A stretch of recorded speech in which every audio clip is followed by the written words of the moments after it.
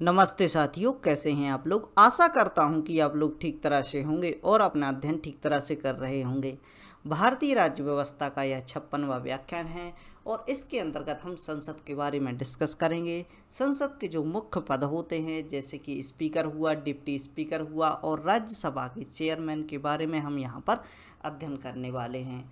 और जो हमारा संसद का व्याख्यान है वह हमारे केंद्र के अंतर्गत आता है, जो कि भाग 5 में इसकी चर्चा की जाती है। तो आपको यह सब बातें याद रखनी हैं। इसके अलावा हम देखेंगे जो विशेष जानकारी होती है जिनसे आपके क्वेश्चन बन जाते हैं, तो वह हम यहाँ पर डिस्कस करेंगे। चलिए प्रारंभ करते हैं आज का व्याख्यान। संसद लोकसभा के सदस्यों की संवैधानिक योग्यताएं यहाँ पर हम समझने का प्रयास कर रहे हैं। तो हम देखते हैं कि जो लोकसभा के सदस्य होते हैं, लोकसभा के सदस्य कौन होते हैं। सबसे पहला प्रश्न, तो लोकसभा के सदस्य होते हैं हमारे द्वारा चुने हुए मेंबर्स ऑफ पार्लियामेंट, यानी हमारे सांसद। संसदीय क्षेत्र के बारे में हमने पिछले व्याख्यान में अध्ययन किया है, तो वहाँ से आप इनको देख सकते हैं कि किस प्रकार से लोकसभा के सदस्यों का चुनाव किया जाता है। वह हम देख सकते हैं कि इनके लिए क्या योग्यताएं होनी चाहिए। सबसे पहले वह भारत का नागरिक हो, विधि द्वारा बनाए हुए संविधान पर विश्वास रखता हो, देश की संप्रभुता अखंडता को बनाए रखे। लोकसभा के सदस्य की आयु कितनी होनी चाहिए? 25 वर्ष होनी चाहिए। यानी अगर आप 25 वर्ष की आयु पूर्ण कर चुके हैं तो आप सांसद का चुनाव लड़ सकते हैं और आप जाकर पार्लियामेंट में बैठ सकते हैं, जो कि हमारी संसद होती है। संसद यहाँ पर हमने समझा था कि संसद के 3 हिस्से होते हैं। एक होता है लोकसभा, एक होता है राज्यसभा, तीसरे होते हैं राष्ट्रपति। तो हम यहाँ पर लोकसभा की बात कर रहे हैं और लोकसभा के जो सदस्य होते हैं उसके लिए 25 वर्ष की आयु पूर्ण होनी चाहिए। अब हम देखते हैं कि लोकसभा के सदस्य के लिए संसद द्वारा बनाई गई योग्यताएं। यह जो योग्यताएं हैं, सबसे पहले हमें यह समझना है कि जो हमने यह योग्यताएं समझी कि भारतीय नागरिक होना चाहिए, संविधान के प्रति विश्वास रखता हो, देश की संप्रभुता अखंडता को बनाए रखे, 25 वर्ष की आयु उसकी होनी चाहिए। तो यह सब बातें हमारे संविधान में वर्णित थीं। लेकिन जब हमारी लोकसभा बनी तो लोकसभा ने भी अपनी कुछ बातें रखी कि यह योग्यताएं उस व्यक्ति में होनी चाहिए जो कि यहाँ पर मेंबर्स ऑफ पार्लियामेंट यानी संसद का सदस्य बनकर रहा है। तो सबसे पहले उसकी योग्यता यह होनी चाहिए कि उसके पास मतदान पत्र होना चाहिए। जो परिचय पत्र आपका होता है उसमें उसका नाम दर्ज होना चाहिए और उसको वह कहीं पर भी वोट डाल चुका हो। यानी 18 वर्ष की जैसे ही आयु आप पूर्ण कर लेते हैं तो आपका एक परिचय पत्र होता है, उसके माध्यम से आपको वोटिंग का अधिकार प्राप्त हो जाता है और वोट डालने का अधिकार जैसे ही आपको प्राप्त हो जाता है तो इसके बाद जो 25 वर्ष की आयु होती है इसमें आप सांसद का चुनाव लड़ सकते हैं। आगे देखते हैं, अनुसूचित जाति अनुसूचित जनजाति के लिए जिस क्षेत्र की सीटें आरक्षित की जाती हैं तो प्रतिनिधि उसी क्षेत्र का निवासी होना चाहिए। मान लो कोई आपका लोकसभा क्षेत्र है और उस क्षेत्र के लिए यदि अनुसूचित जाति एवं जनजाति की जो सीटें हैं वह रिजर्व कर दी गई हैं, तो वह सीटें किसके लिए रिजर्व की जाती हैं? केवल उसी लोकसभा क्षेत्र के व्यक्ति के लिए रिजर्व की जाती हैं। कोई यहाँ वहाँ से आकर वहाँ पर अपना फॉर्म नहीं भर सकता। चूँकि हम देख सकते हैं कि जैसे मान लो कि आपका जो क्षेत्र होगा वहाँ से कई दूसरे राज्य के या किसी दूसरे क्षेत्र के निवासी आकर यहाँ पर लोकसभा का चुनाव लड़ सकते हैं। यानी भारत के किसी भी हिस्से से कोई आकर क्या लड़ सकता है? लोकसभा का चुनाव लड़ सकता है। लेकिन अनुसूचित जाति और जनजाति आरक्षित क्षेत्र जहाँ पर होते हैं लोकसभा के लिए, वहाँ पर केवल वहीं का व्यक्ति यहाँ पर क्या लड़ सकता है? चुनाव लड़ सकता है। तो यह बातें आपसे पूछ ली जाती हैं, इसी प्रकार की टर्म से क्वेश्चन बनते हैं, तो जो कि आपको याद रखने हैं।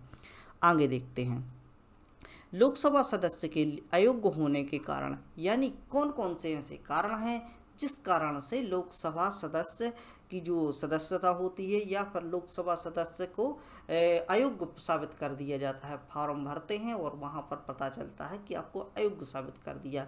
इसके 3 कारण होते हैं, तीनों कारणों को हम विस्तृत अध्ययन करेंगे। यदि वह पद पर रहते समय किसी लाभ के पद पर हो, यानी वह मेंबर ऑफ पार्लियामेंट भी बन गया और कहीं पर लाभ के पद पर यानी किसी दूसरी कॉन्स्टिट्यूंसी से कहीं पर चुनाव लड़ रहा है और वहां से जीत कर आया। आ गया है, तो यहाँ पर हम देख सकते हैं उसके एक पद को वहाँ पर समाप्त कर दिया गया है जाता है। और लेकिन इस प्रकार की जानकारी नहीं दी जाती और लाभ के पद पर वह रहता है तो उसको डिस्क्वालीफाई यानी अयोग्य साबित कर दिया जाता है।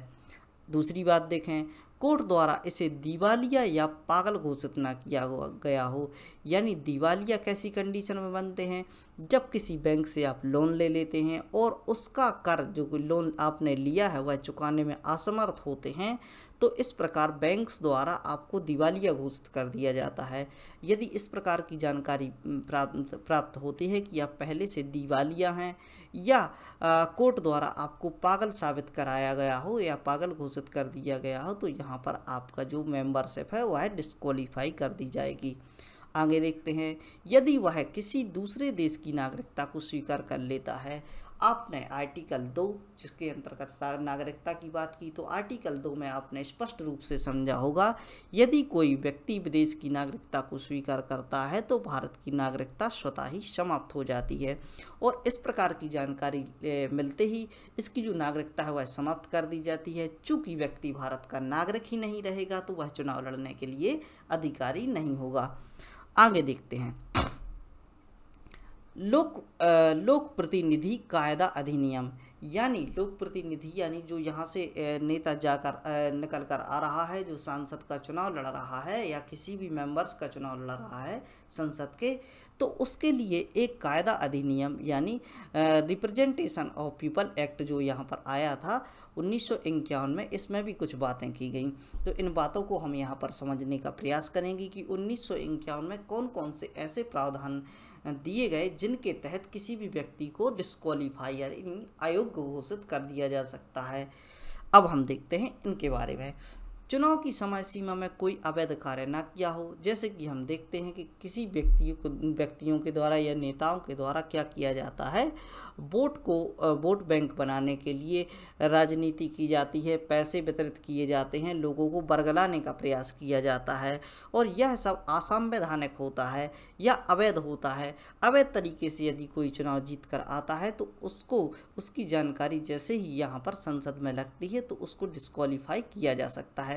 प्रतिनिधि 2 या 2 की अवधि से ज़्यादा की सज़ा काट चुका हो, यानी अब हम देख सकते हैं कि यदि किसी व्यक्ति के द्वारा कोई अपराध किया जाता है तो वह उसको यदि कोर्ट द्वारा 2 वर्ष की सज़ा दी जाती है या 2 वर्ष से अधिक की सज़ा दी जाती है तो उसको अयोग्य साबित कर दिया जाएगा। यानी इसका उदाहरण में आप लालू प्रसाद यादव जी को देख सकते हैं। जैसे ही इनके लिए 2 वर्ष से अधिक की सज़ा का प्रावधान किया गया जो कि चारे घोटाले के अंतर्गत किया गया था, तो इनकी जो यहाँ पर सीट थी वह डिस्क्वालीफाई कर दी गई थी, इनको अयोग्य घोषित कर दिया गया था। इस कंडीशन में उनकी पत्नी के द्वारा वहां पर चुनाव लड़ा गया था। आगे देखते हैं, संपत्ति की जानकारी ना देने पर भी अयोग्य साबित कर दिया जा सकता है। यदि आप यहां पर चुनाव के लिए जैसे ही वहां पर पर्चा भरते हैं तो आपकी सारी जानकारी वहां से मांगी जाती है कि कितना आपका बिल बकाया है, किस प्रकार से आपने लोन लेकर रखा है, कितनी संपत्ति आपके पास है। यदि आप अपनी संपत्ति की जानकारी नहीं दे पाती या गलत जानकारी दी जाती है तो भी आपको अयोग्य घोषित कर दिया जाएगा। आगे देखते हैं, किसी सरकारी दफ्तर से भ्रष्टाचार के आरोप लगाकर न हटाया गया हो, यानी यदि आप किसी भी सरकारी दफ्तर में कार्य करते हों, कहीं शिक्षक रहे हों या किसी भी शासकीय पद पर रहे हों और भ्रष्टाचार के आरोप लगाकर आपको वहां से हटाया गया हो तो आप चुनाव नहीं लड़ सकते, आपको यहाँ पर अयोग्य घोषित कर दिया गया हो। यदि आप 2 गुटों के मध्य जैसे कि धार्मिक युद्ध होते हैं, कुछ सामाजिक युद्ध भी होते हैं, विवाद होते हैं, उन विवादों में आपने हिस्सा लिया हो और इस प्रकार की जानकारी ऊपर तक चली जाती है और संसद में इसकी जानकारी प्राप्त होती है कि आप 2 गुटों में से किसी एक गुट में शामिल थे जो कि धार्मिक एवं सामाजिक तौर पर यहाँ पर विवाद हो रहा था, तो इस कारण से भी आपको डिस्क्वालीफाई किया जा सकता है। अनुसूचित जाति, अनुसूचित जनजाति के विरुद्ध किसी भी प्रकार का यदि आप बयान देते हैं तो भी आपको डिस्क्वालीफाई कर दिया जाएगा। अब हम देख सकते हैं कि यह सब चीज़ें होती हैं, क्या इसकी व्याख्या कौन करता है, हमारा कोर्ट करता है। तो यदि आप को डिस्क्वालीफाई कर दिया जाता है तो यहाँ पर सबसे पहले चुनाव आयुक्त द्वारा राष्ट्रपति से जो सलाह ली जाती है और राष्ट्रपति चुनाव आयुक्त की सलाह लेकर आपको डिस्क्वालीफाई कर सकता है इन सभी कारणों की वजह से। चलिए आगे देखते हैं, संसद में नियुक्ति के लिए प्रावधान, यानी संसद की जो नियुक्ति होती है उसके प्रावधान हम यहाँ पर समझने का प्रयास करेंगे। यदि सदस्य 2 लोकसभा क्षेत्रों से जीतकर आता है तो उसकी नियुक्ति 10 दिन के अंतराल में किसी एक क्षेत्र को छोड़ना पड़ेगा। आपने देखा होगा कि नरेंद्र मोदी जी द्वारा 2 लोकसभा क्षेत्रों से जीतकर आए थे और दोनों लोकसभा क्षेत्रों में से जैसे ही उन्होंने अपना पद ग्रहण किया था, जो कि संसद में गए थे प्रधानमंत्री का पद ग्रहण करते ही उन्हें एक क्षेत्र को छोड़ना पड़ा था और हम देख सकते हैं बनारस से वह सांसद पद को उन्होंने स्वीकार किया था। यदि आप दोनों सदनों से जीतकर आते हैं तो राज्यसभा सीट छोड़नी पड़ेगी। यानी यहाँ पर हम देख सकते हैं कि यदि कोई व्यक्ति है वह लोकसभा का सदस्य भी है और राज्यसभा से भी जीत चुका है, तो अब दोनों सदनों से वह जीत कर आ चुका है तो उसको जो प्रेफरेंस दी जाएगी वह लोकसभा की प्रेफरेंस दी जाएगी तथा जो कि राज्यसभा की सीट है वह छोड़नी पड़ेगी। लोकसभा की सीट इतनी पावरफुल क्यों होती है, इसके पीछे सबसे बड़ा रीज़न है उसको जनता द्वारा सीधे तौर पर चुना जाता है और जनता द्वारा जब किसी व्यक्ति को चुना जाता है तो वह पद सबसे महत्वपूर्ण होता है। तो यहाँ पर हम देख सकते हैं कि उसकी जो त्यागपत्र होगा उसको राज्यसभा से त्यागपत्र देना होगा, जो कि निम्न सदन है लोकसभा से इसको त्यागपत्र नहीं दे सकता। आगे देख सकते हैं, यदि आप एक सदन से दूसरे सदन में जाना चाहते हैं तो पहले सदन की सीट खाली हो जाएगी।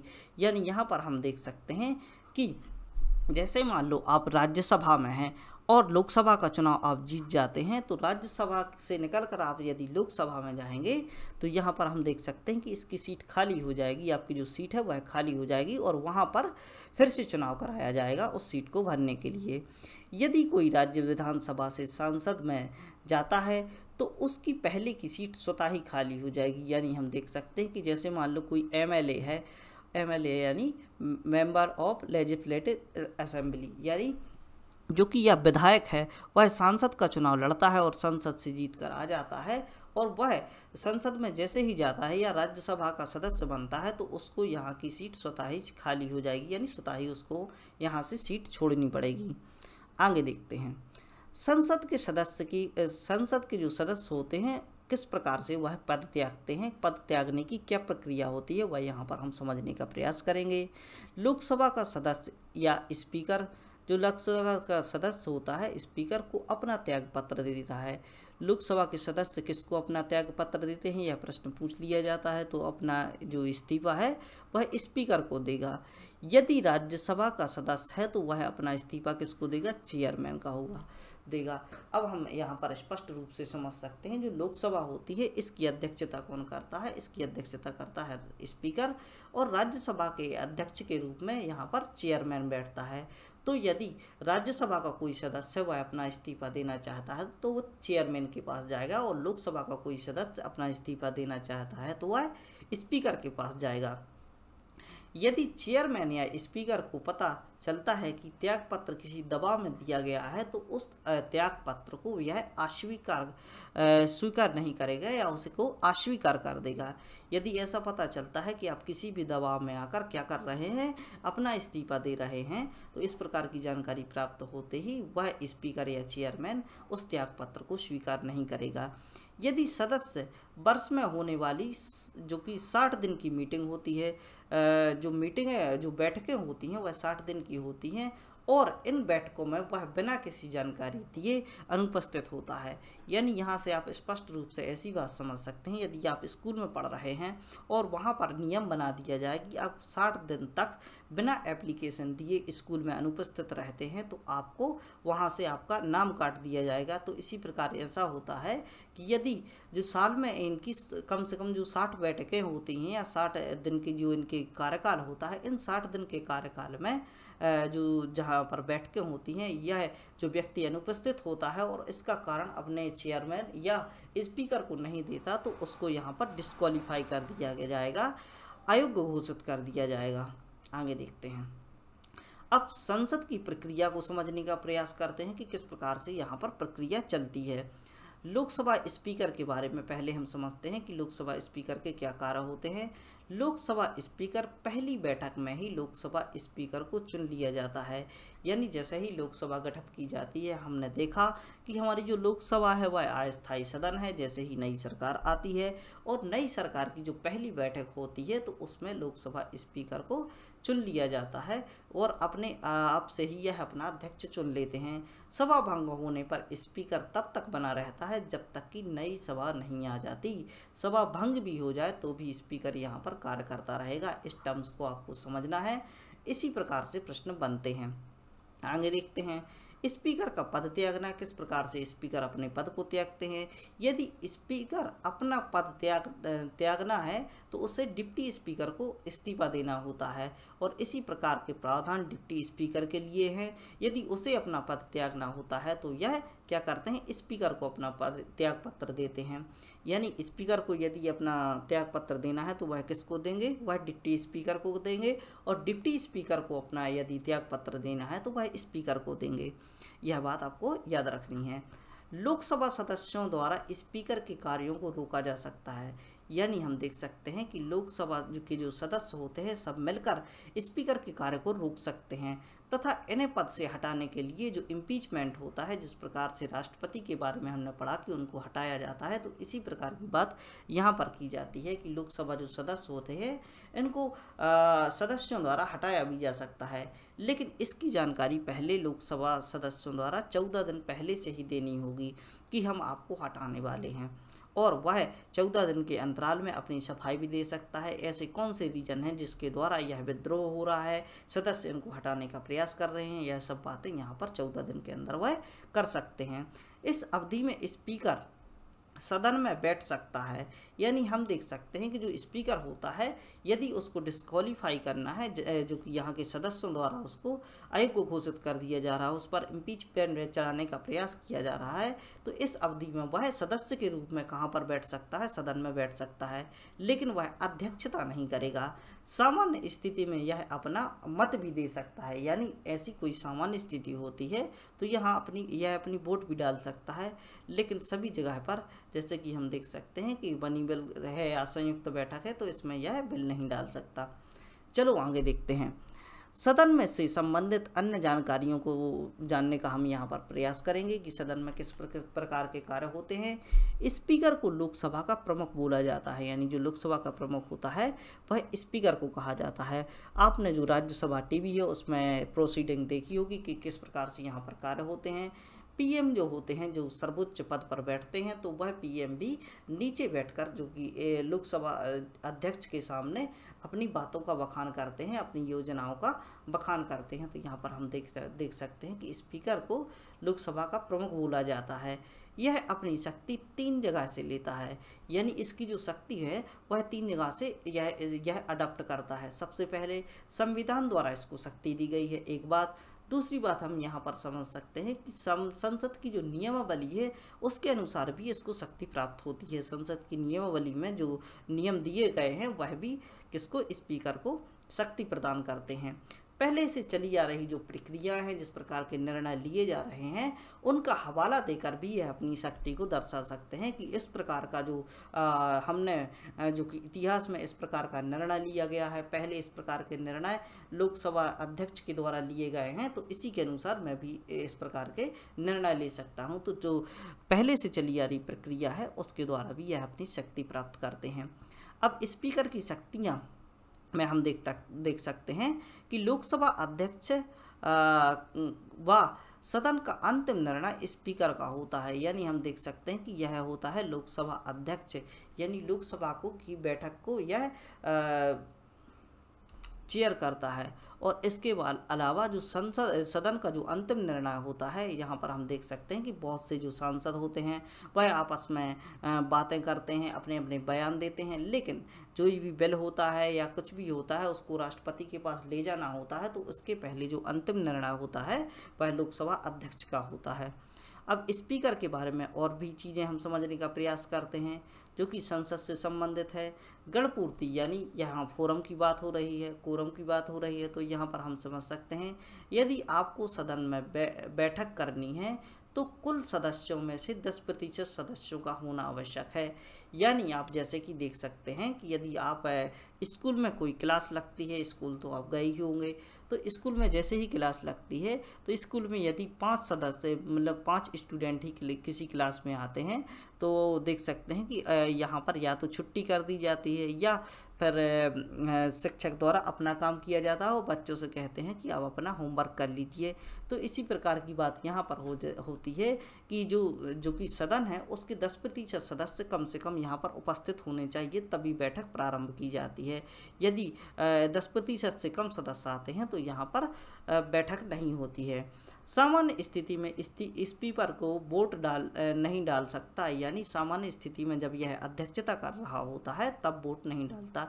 यदि निर्णय टाई होता है, यानी कोई भी बिल जाता है या कोई भी जो कि फैसला यहाँ पर जाता है, तो यहाँ पर मान लो कि जैसे 50-50 हो गया, यानी 50% पक्ष में और 50% विपक्ष में मत जाते हैं, तो यहाँ पर आपको समझना चाहिए कि यहाँ पर यह अपने वीटो का इस्तेमाल करते हुए, अपनी जो वोटिंग राइट का इस्तेमाल करते हुए किसी भी पक्ष में मत कर सकता है। यानी यहाँ पर यह अपना मत दे देगा और 51 यहाँ पर हो जाएंगे और वह चीज़ पास कर दी जाएगी। तो इस प्रकार की शक्ति इनके पास होती है। संयुक्त बैठक राष्ट्रपति द्वारा बुलाई जाती है, लेकिन इसको चेयर करने का कार्य करता है स्पीकर। इसको चेयर स्पीकर के द्वारा किया जाता है। आगे देखते हैं सदन से संबंधित अन्य जानकारियों को हम देखें तो वित्त विधेयक का दर्जा किसके द्वारा दिया जाता है? स्पीकर के द्वारा दिया जाता है। कोई भी जो विधेयक है वह वित्त विधेयक है, उसके लिए जो दर्जा दिया जाता है किसके द्वारा? स्पीकर के द्वारा दिया जाता है। इसके संबंध में ज़्यादातर शक्तियाँ स्पीकर को ही होती हैं। अब हम देख सके हैं कि 10वीं अनुसूची की चर्चा यहाँ पर की जा रही है। 10वीं अनुसूची में हमने पढ़ा कि यह दल बदल अधिनियम से के अंतर्गत आती है। यदि किसी मेंबर्स के द्वारा पार्टी छोड़कर दूसरी पार्टी ज्वाइन कर ली जाती है तो वह एक अपराध की श्रेणी में आता है। तो यहाँ पर हम देख सकते हैं कि 10वीं अनुसूची के तहत किसी सदस्य को अयोग्य घोषित किया जाना है, यानी जैसे ही कोई सदस्य जाकर दूसरी पार्टी में मिल जाता है तो उसको अयोग्य घोषित किया जाता है। तो इस प्रकार की बात कहाँ पर की जाती है? अनुसूची 10 में की जाती है। तो इसके संबंध में शक्ति भी किसको होती है? स्पीकर को। जो अयोग्य घोषित किया जाता है वह स्पीकर के द्वारा ही इसको अयोग्य घोषित किया जाता है, लेकिन इसकी न्यायिक समीक्षा की जा सकती है। यानी जैसे ही हम देख सकते हैं कि कोई भी व्यक्ति है या कोई भी सदस्य है वह क्या होता है, उसको 10वीं अनुसूची के तहत वह दल बदल अधिनियम के अंतर्गत दोषी पाया जाता है। तो इसकी जो न्यायिक समीक्षा है वह किसके द्वारा की जाती है? कोर्ट के द्वारा की जाती है। लेकिन उसको हटाने के जो प्रावधान है या अयोग्य घोषित करने के प्रावधान है वह स्पीकर के संबंध में आते हैं। संसदीय समिति के सदस्य एवं अध्यक्षों की नियुक्ति किसके द्वारा की जाती है? स्पीकर के द्वारा की जाती है। संसदीय समितियां बनती हैं तो समितियों में जो संसदीय बैठकें होती है वो होती हैं काउंसिल बनती हैं या समितियां जो यहाँ पर बनती हैं, तो इसकी अध्यक्षता अध्यक्षों की जो कि इसके अध्यक्ष होते हैं और सदस्यों की नियुक्ति किसके द्वारा? स्पीकर के द्वारा ही की जाती है। स्पीकर को हटाए जाने के प्रावधान हम यहाँ पर समझें तो स्पीकर को किस प्रकार हटाया जाता है? स्पीकर को हटाए जाने की प्रक्रिया सामान्य बहुमत से संपन्न होती है, लेकिन सामान्य बहुमत भी इतना आसान नहीं होता। यहाँ पर हम देख सकते हैं कि जब सामान्य बहुमत की बात की जाती थी तो सामान्य बहुमत में जितने भी उपस्थित मेंबर्स होते थे तो उनमें से उनके 50% + 1 यानी 50 + 1 से आधे से एक अधिक जो बहुमत होता था उसके द्वारा सामान्य बहुमत पास करा दिया जाता था। लेकिन यहाँ की थोड़ी प्रक्रिया कठिन है। यहाँ पर हम देख सकते हैं मान लो 545 मेंबर हैं तो 545 मेंबर्स में से आधे से एक अधिक यहाँ पर वोटिंग होनी चाहिए। यदि मेंबर्स कम भी उपस्थित हैं तो यहाँ पर हम देख सकते हैं कि इसमें से आधे में से एक अधिक मेंबर्स की वोट यहाँ पर लगती है और स्पीकर को हटा दिया जाता है। अब यहाँ पर हम देख सकते हैं कि इनको हटाए जाने की प्रक्रिया 50 सदस्यों की स्वीकार्यता से संपन्न होती है। सबसे पहले वह गुट बनाएंगे, गुट बनाकर 50 एक पंचनामा तैयार किया जाएगा और पंचनामे में क्या रखा जाएगा कि इनका इम्पीचमेंट हम करना चाहते हैं। तो इस इम्पीचमेंट को ले जाने के लिए 50 सदस्यों की स्वीकार्यता की आवश्यकता होगी। 50 लोग जब स्वीकार करेंगे तभी इनको हटाया जा सकता है। इनकी जो रैंक होती है, तो हमने इसकी प्रक्रिया को समझा कि कितनी कठिन प्रक्रिया के द्वारा इनको हटाया जाता है। सबसे पहले तो 50 मेंबर इनके विरोध में होने चाहिए, चूँकि बहुत ही कठिन होता है। और उसके बराबर हम देख सकते हैं कि पूरे सदन की जो लोकसभा है, पूरे सदस्यों में से 50+1 सदस्य यहाँ पर इनके विपक्ष में वोट डालने चाहिए, जब इनको हटाया जा सकता है। इनकी रैंक के बारे में बात करें तो इनकी रैंक 7वीं होती है, जो कि के सुप्रीम कोर्ट के न्यायाधीश के बराबर होती है। लोकसभा में इनके कार्यों की आलोचना एवं आलोचनात्मक चर्चा नहीं होती, यानी लोकसभा में बैठकर आप स्पीकर की आलोचना नहीं कर सकते हैं। अब डिप्टी स्पीकर की बात करें तो स्पीकर के अलावा डिप्टी स्पीकर होते हैं। तो डिप्टी स्पीकर को क्यों नियुक्त किया जाता है, वह यहाँ पर हम समझने का प्रयास करेंगे। लोकसभा स्पीकर की अनुपस्थिति में यदि किन्हीं कारणों से लोकसभा अध्यक्ष जो कि अनुपस्थित रहता है या स्पीकर अनुपस्थित रहता है, तो इस समय पर डिप्टी स्पीकर कार्य करता है। यह स्पीकर के कार्य कर सकता है, यानी इसको पावर्स होती हैं कि यह स्पीकर के सभी कार्य कर सके। 10वीं लोकसभा के बाद डिप्टी स्पीकर के पद के लिए विपक्ष की पार्टी का होना स्वीकृत किया गया।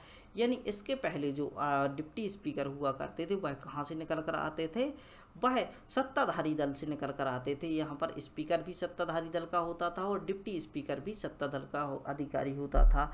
लेकिन 10वीं लोकसभा जैसे ही गठित की गई, तो 10वीं लोकसभा के बाद अब हम देख सकते हैं कि हमारी जो 15वीं या 16वीं लोकसभा चल रही है, तो इसमें हम देख सकते हैं कि 10वीं, 11वीं, 12वीं, 13वीं, 14वीं और 15वीं लोकसभा में क्या प्रावधान थे। जो स्पीकर होगा वह सत्ताधारी दल से आ सकता है, लेकिन डिप्टी स्पीकर को विपक्ष से नियुक्त किया जाएगा। इस प्रकार की बात आपको याद रखनी है। 1921 की बात करें, थोड़ी सी इतिहास में जाएँ तो हम देख सकते हैं कि स्पीकर और डिप्टी स्पीकर को कहाँ से प्रारंभ किया गया था। अब यहाँ पर हम देख सकते हैं कि 1921 में क्या आया था, जो कि माउंटेन्यू चैम्सफोर्ड सुधार यहाँ पर आए थे, तो 1919 में। और 1921 के समय हम देख सकते हैं कि स्पीकर व डिप्टी स्पीकर की पोस्ट बनाई गई थी, लेकिन इस समय पर इन्हें स्पीकर या डिप्टी स्पीकर नहीं बोला जाता था। इस समय इनको राष्ट्रपति व उपराष्ट्रपति बोला जाता था। अब हम देख सकते हैं प्रोटम स्पीकर के बारे में। क्या होते हैं प्रोटम स्पीकर, आपसे पूछ लिया जाए कि प्रोटम स्पीकर क्या है, तो इसकी जानकारी आपको होनी चाहिए। जब नई सभा की बैठक होती है, तो उनके द्वारा अपना अध्यक्षता करने के लिए प्रोटम स्पीकर चुना जाता है। आप सीधे तौर पर समझ लीजिए कि जैसे ही चुनाव होते हैं और चुनाव आरंभ होने के बाद जब चुनाव समाप्त होते हैं, तो क्या होता है, बहुत सारे सांसद निकल कर आते हैं। तो वह सांसद इकट्ठे होकर अपनी जो प्रोसीडिंग है उसको आगे बढ़ाने के लिए क्या करते हैं, अपने आप से ही अपना एक अध्यक्ष चुन लेते हैं। और वह अध्यक्ष जो कि कुछ समय के लिए होता है, जब तक कि चुनाव नहीं कराया जाता, तो वह अध्यक्ष प्रोटम स्पीकर कहलाता है। और जैसे ही इसको प्रोटम स्पीकर तब तक बना रहता है जब तक क्या होता है, नए जो यहाँ पर अध्यक्ष नहीं आते। प्रोटम स्पीकर को राष्ट्रपति द्वारा शपथ दिलाई जाती है तथा यह पहली बैठक की अध्यक्षता करता है।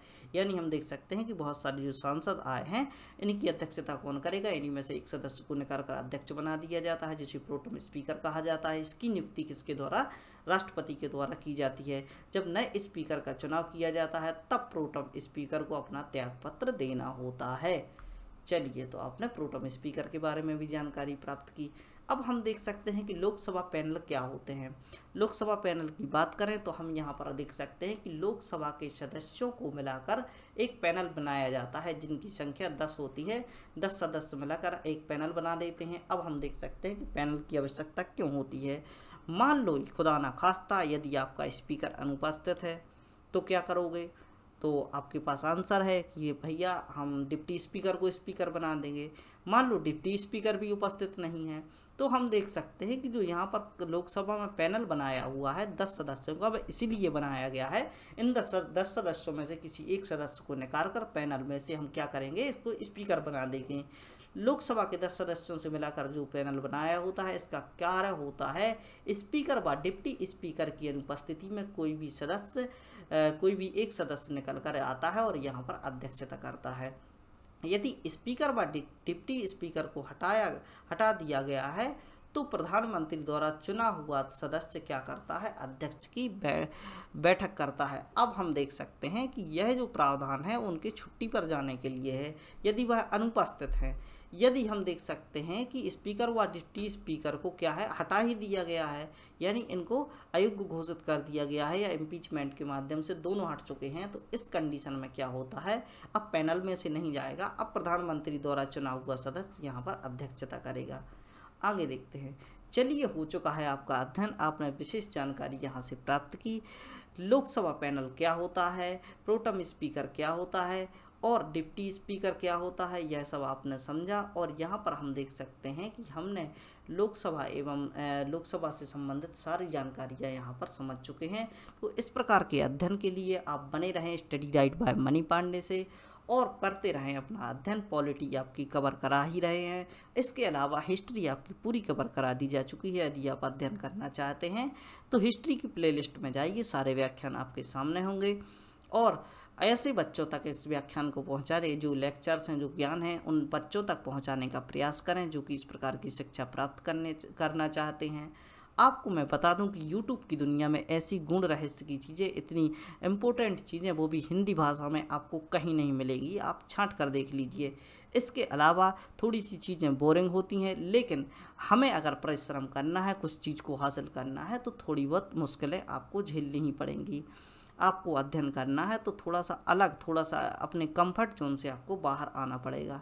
इसके अलावा मैं चाहता हूँ कि आप ऐसे बच्चों तक उसको पहुंचाएं जो इस प्रकार की आवश्यकता की महसूस करते हैं, जो इस प्रकार के ज्ञान प्राप्त करना चाहते हैं, खासकर वो बच्चे जो शिक्षा प्राप्त करने में असमर्थ है, किसके, फाइनेंशियल प्रॉब्लम्स के अंतर्गत। जो ऐसे बच्चे आते हैं जो अपने अध्ययन करना चाहते हैं लेकिन उनके पास पैसे नहीं हैं, क्वालिटी पूर्ण जो भी यहाँ पर शिक्षा दी जा रही है उनके लिए, वह कहीं भी जाकर कुछ भी करेंगे, अपने जीवन में कुछ ना कुछ अच्छा करके ही जाएंगे। तो इस प्रकार की बात यहाँ पर की जाती है कि आपको उनको जो भी सकारात्मक चीज़ें हैं वह पहुँचाने का प्रयास करें। आपने देखा होगा YouTube पर कितनी उल्टी सीधी वीडियोस आती हैं, रील्स आती हैं, अपने दिन का इतना सारा समय व्यर्थ बिताते हैं। मान लो आपका 30 से 25 मिनट का जो व्याख्यान आता है उसको सुनने में कितना समय लगेगा।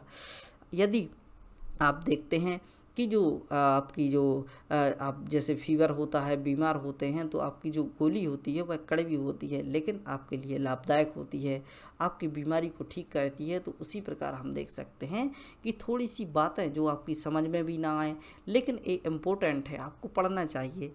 इसलिए पढ़ना चाहिए क्योंकि कंटेंट उपलब्ध होना, ना उपलब्ध होना, यह बहुत बड़ी बात होती है।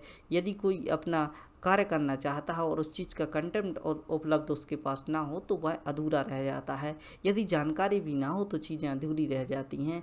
यदि यही जो रोड़ा होता है वह बच्चों के बीच ना आए, जो कि मैं भी इस प्रकार की समस्या से गुजरा हूँ। मेरे पास ना तो इतने रिसोर्स थे, ना ऐसी कुछ चीज़ें थी जो कि मैं आपको उपलब्ध करा रहा हूँ। बड़ी मुश्किल से सब कुछ किया है, तो आप इसकी सम्मान करें। और भारतीय संविधान है, यह एक छोटी मोटी बात नहीं है, बहुत बड़ी बात है संविधान को समझना। और हम देख सकते हैं कई लोग अपना जीवन व्यतीत कर देते हैं और इस प्रकार की शिक्षा प्राप्त नहीं कर पाते। तो आपको इस प्रकार की शिक्षा प्राप्त करनी है और ऐसे बच्चों तक इसको पहुंचाना है जो कि इस प्रकार का ज्ञान प्राप्त करना चाहते हैं। तो पढ़ते रहिए, खुश रहिए। जय हिंद, भारत माता की जय।